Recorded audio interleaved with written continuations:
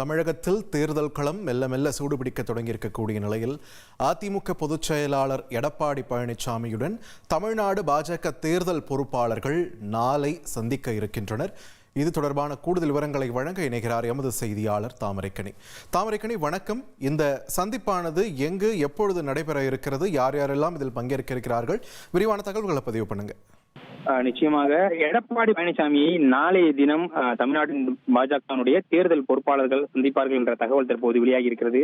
குறிப்பாக 2026 தேர்தல் களமானது தற்போது மெல்ல மெல்ல சூடுபிடிக்கக்கூடிய சூழ்நிலையில தமிழ்நாடு பாஜகவிற்கு 2 தேர்தல் பொறுப்பாளர்கள் இணை பொறுப்பாளர்கள் என நியமிக்கப்பட்டிருக்கார்கள். குறிப்பாக இன்றைய தினம் சென்னை கமலாலயத்தில் நடைபெறக்கூடிய அந்த மையக்குழு கூட்டத்தையும் அந்த பொறுப்பாளர்கள் தற்போது பங்கேற்றிருக்கிறார்கள். குறிப்பாக தேர்தல் பொறுப்பாளராக பைஜெயந்த் பாண்டா, அதுபோல இணை பொறுப்பாளராக முரளிதரன் மோகல் என இருவருமே நியமிக்கப்பட்டு இன்றைய தினம் நடைபெறக்கூடிய அந்த மையக்குழு கூட்டத்தில் கலந்து கொண்டிருக்கிறார்கள்.